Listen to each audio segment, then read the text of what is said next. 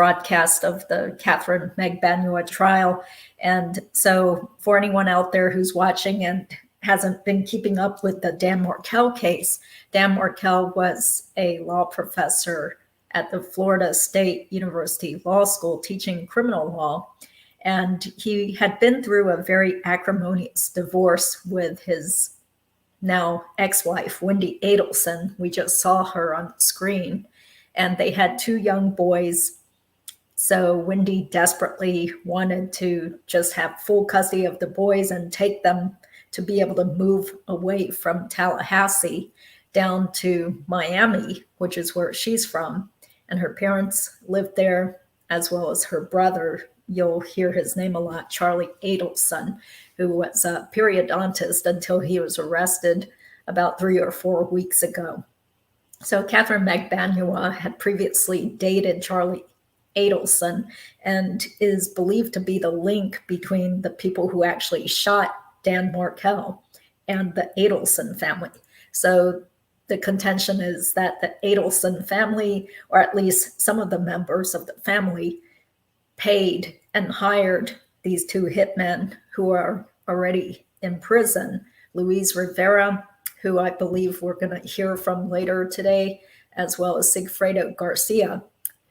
They paid them maybe $100,000 or more in order to get rid of Dan Markel so that Wendy could take the boys and finally be out of Tallahassee, which was a town that she absolutely despised. She was very upset about having to live there and couldn't stand being there. She had a job at the same law school, but as a clinical law professor.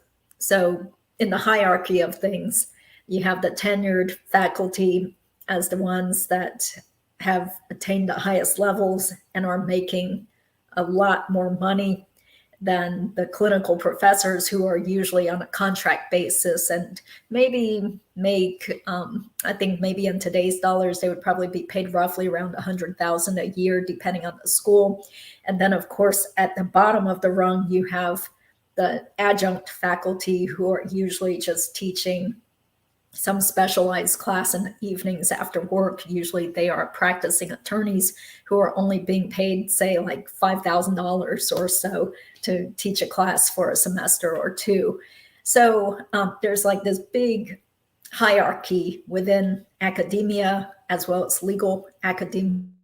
And that really affects the pay and the stability of the person's job. So here is Son back then, where she was a graduate of University of Miami Law School and had always been a very smart person who did well in school, went to Brandeis University for college, but yet she was stuck in Tallahassee doing a clinical law professor job, all because of her husband back then, Dan Markel, because he had the glory of being a tenure track faculty at Florida State. So as long as he was there at his cushy job and they had 2 sons in common, she was not allowed by the judge to move with the boys.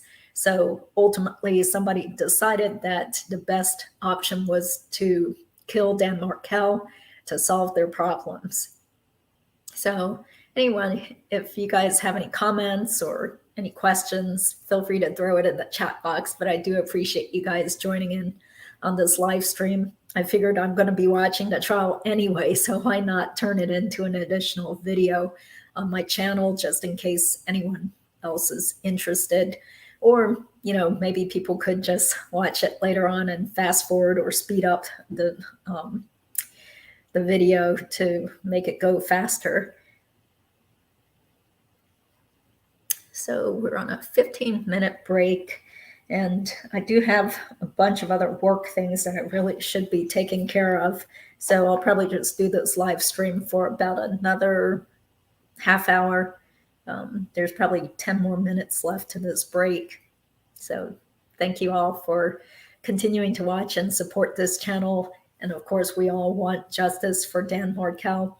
I do know some people who knew Dan Markel pretty well from their days at Harvard or from being law professors themselves.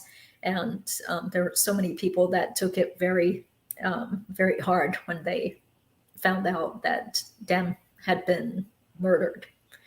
So that happened back in July of 2014 as he was driving into his garage when Luis Rivera and Sigfrido Garcia approached him, and one of them, I'm not entirely sure which guy, shot him twice at close range in the head.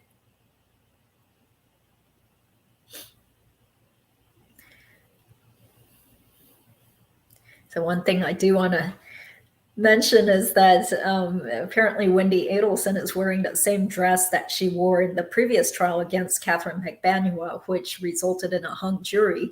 So interesting that 2 years later, I guess that's her power suit, and she does look like, just like Magbanua and everybody else, they look like they have definitely aged a bit in the last couple of years. I mean, when Charlie Adelson was arrested, he just, oh my gosh, he looked like a caricature of his old self with this like total like bozo the clown messy hairdo and looking really shocked, and definitely not as anywhere near as handsome as he looked back in the days when he was, I guess, like a Svengali dating around tons of different women and partying. And well, who knows? He was probably still doing that up until the time of his arrest, right? Because looks don't matter as much for men.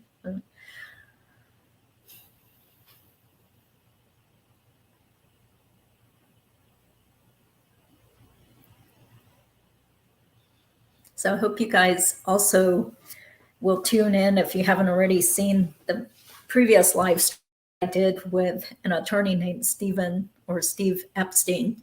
He's an attorney who is a law partner at Poynter and Sproul, and he's also a published and critically acclaimed true crime writer. He's already written 2 books about different murders that riveted a lot of attention. One happened in North Carolina, the murder of Michelle Young by her husband, Jason Young.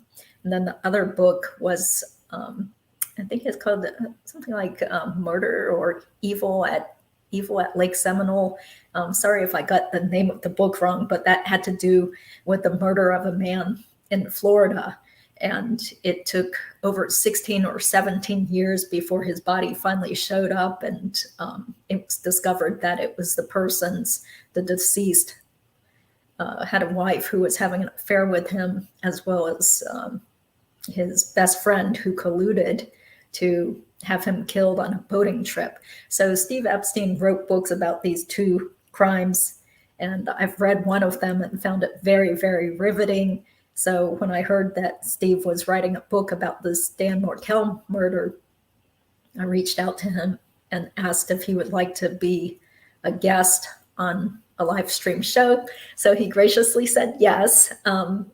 I didn't really know him too well. He had been assigned to be a volunteer guardian ad litem for a teenage boy in one of the custody cases I had a long time ago. But it was really interesting talking with Steve. I hope you guys will watch that video that's on my channel. I think it's titled Law Partner and True Crime Author.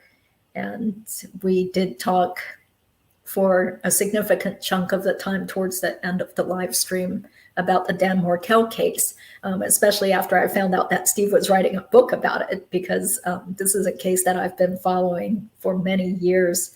And finally something's happening after a big lull of years. And so it was big news to also find out that Charlie Adelson got arrested recently, because I personally do believe he was the mastermind, along with Donna Adelson, his mother, who totally hated Dan Markel and called him derogatory things and really wanted to just get rid of the guy. We heard earlier in Wendy's testimony where she acknowledged that her mother, or maybe even her father, had proposed bribing Dan in order to get those children. They were willing to offer something like $100,000 to get him out of the picture and make sure that Wendy could take the kids and move down to Miami to be closer to them.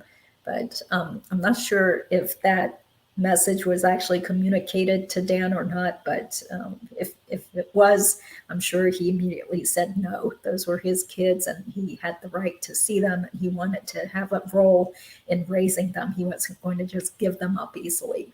So, in fact, there really was more acrimony going on right around the time that Dan was murdered. He had just filed a motion to make sure that Grandma Wendy Adelson's mother only had supervised visits with his children because he was concerned that Grandma was already smearing his name and constantly denigrating him and just trying to make him look bad in front of his children, who at that time were about 3.5 and 5 years old. So he had filed that motion, but there was no hearing yet because it was scheduled after he was already shot. So a lot of acrimony there. And I definitely have experience with that, having seen a lot of ugly divorce and custody battles. Custody battles are really the worst. And that's why I swore off doing custody cases about a year and a half ago. I said, I absolutely do not want to do sole custody cases because it is just so emotionally draining. And those types of clients end up being sort of like the most high maintenance clients typically. Just generalizations there, but usually when people are involved in a child custody battle, they are very stressed out and angry and hyper emotional, and sometimes the clients exaggerate things to the attorneys, or they flat out lie to their own attorneys. And then you have the chance that the client will get angry with you as the attorney if you don't get them the result they want. So, due to all these reasons, that's why I decided it might be able to make me more income for my law practice, but to me, it's not worth the stress of dealing with these high stakes child custody battles. Unfortunately, I do have some cases that have a custody element going on still, but in general, if somebody just came to me saying they want to make a motion to modify custody or get the other parent out of the picture, I would just turn them down and refer them to somebody else. So just to fill time, because I don't think anybody wants to watch a video where we just see this great seal of the state of Florida, "In God We Trust," and me just sitting here not saying anything. So let me just go ahead and ramble on some more to fill the time about this case. So I mentioned that attorney Steve Epstein, who is located in Raleigh, is writing a comprehensive book about the Dan Markel murder.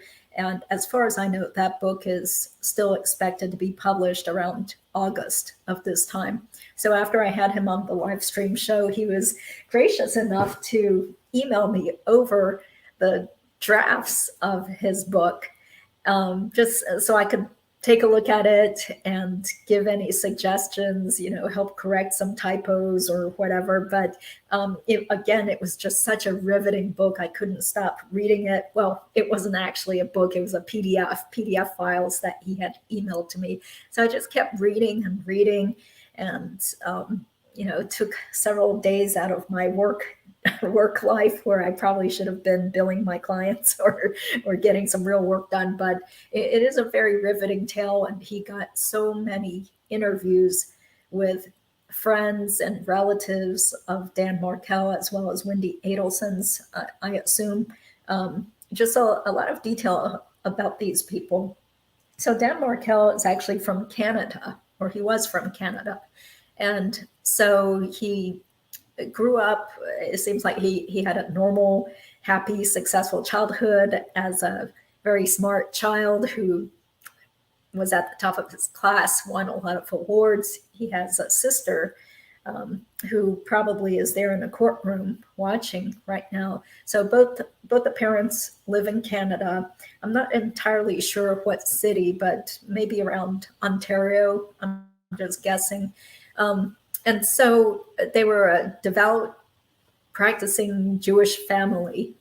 And when he was a teenager, or even when he was a child, I believe he went on a lot of trips to Israel because the family still had a lot of relatives in Israel. And so he would spend his summers there and was really in tune with the culture. And that was a significant part of his identity. So ultimately, being such a smart student, he got into Harvard for undergrad.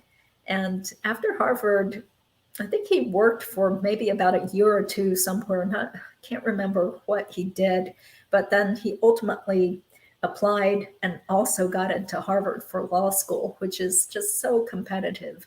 I mean, these Ivy League schools, especially Harvard, like you don't get in if you're just above average, or even if you're a smart person. There are plenty of people with perfect GPAs, perfect, SAT or near perfect LSAT scores that get rejected by Harvard for undergrad as well as law school. I didn't even bother applying to Harvard Law School because I knew I had no shot of getting in because my GPA was too low from UC Berkeley. But he went to Harvard, again, made a lot of close friends there.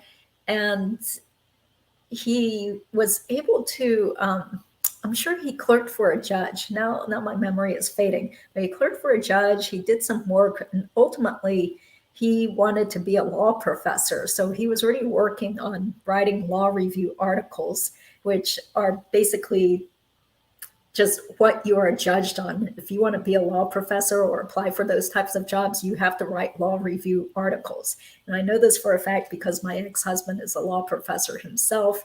And I've mentioned that I did feel some sense of kinship and sympathy with Wendy Adelson when I read more about her, because just like her, I was the reluctant spouse who had to move away to a totally new place that I wasn't too happy about because of my now ex-husband's job in academia.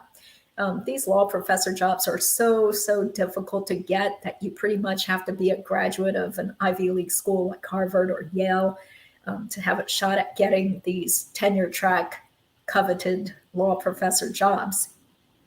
And you pretty much have to be willing to pack up and move to wherever in the middle of a cow pasture, or out in the middle of some lousy little town where you really have nothing to do other than go to campus events as part of the university. So that's how selective it is if you want to be a law professor or even a professor in general. I mean, you have all these like super hyper educated people with PhDs or other advanced degrees, and they were at the very top of their class at schools like Harvard or Yale, all competing to try to get these coveted jobs.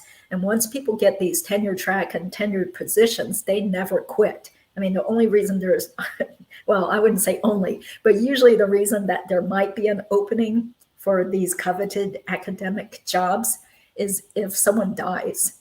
So, or if the school suddenly gets like an influx of some big donation from an alumnus who passes away, and then they'll maybe create an additional position or something. So I remember reading in Steve's manuscript that Dan Markel, even though he was so brilliant and he had already published law review articles and went to Harvard for both undergrad and law school, originally he got rejected when he tried to apply for all these law professor positions. And so it was interesting to hear about Dan Markel's experience at the meat market, because I also went to that job fair, which again is kind of like jokingly referred to as the meat market, but it used to be an annual job search event that was held at the Wardman Park Hotel in Washington, D.C. So I remember very vividly going up there with my ex-husband, just carrying around all his binders and stuff and a tote bag full of his stuff, and then waiting for him to just keep running around the hotel to different interviews. Because just like Dan, he had more than a dozen interviews lined up with tons of different law schools across the whole country. But unfortunately, Dan Markel also had a reputation for being a bit cocky and arrogant and talking down to people. So I guess that's kind of like a stereotypical academic, right? But so he was quite dismayed to not get any offers at first. Okay, this is all based on my memory, so if I got it wrong, then please do correct me in the comments section or the chat box. But I'm pretty sure the first go around, Dan didn't get any offers. So he had to just basically reapply the following year. And that's when ultimately he got the position to teach criminal law at Florida State University. And by then he had already met Wendy Adelson, and they met through JDate. So I've definitely heard of JDate before. So it's a Jewish dating site. And so it all started like all relationships where Wendy and Dan met through the internet, and they were both just totally enthralled with each other and so excited. In fact, it was actually Wendy's mother that really encouraged her to go after Dan, because the two of them were looking at JDate on the internet together, and they saw Dan's profile, and he seemed to check off all the boxes, right? You know, like he's successful, he went to the right schools, you can't beat Harvard, right? He was a lawyer or a law professor already. I can't even remember like what Dan was doing exactly. But she at the time, I think Dan Markel was probably working for a law firm in DC at the time. Okay, so this is just totally going off pure memory. Okay, so you know, it does disturb me sometimes when I do these kind of pop culture general interest videos, and then I see all sorts of nasty, rude remarks from people that were more obsessed with the news than I was, and they're like nitpicking and criticizing me for getting facts wrong. So I'm sorry about that, but I am a real practicing attorney. Unlike some of the other people on YouTube, you know, I have a real job. So please excuse me if I don't get every single fact right, okay? But feel free to correct me in the comment box. So from my recollection, Dan was working in Washington, D.C. when Wendy was a law student at University of Miami. So that's under those circumstances that they met, because Dan, after having a bunch of relationships that really went nowhere, he was tired of it, and being a devout Jewish person, he put a profile on JDate. And then Wendy and her mother saw his profile and got really excited. And it seemed like, I mean, this is what's sad. It seemed like Donna Adelson, who later on hated his guts, was the one who was more excited about Dan when they first saw his profile on this dating website.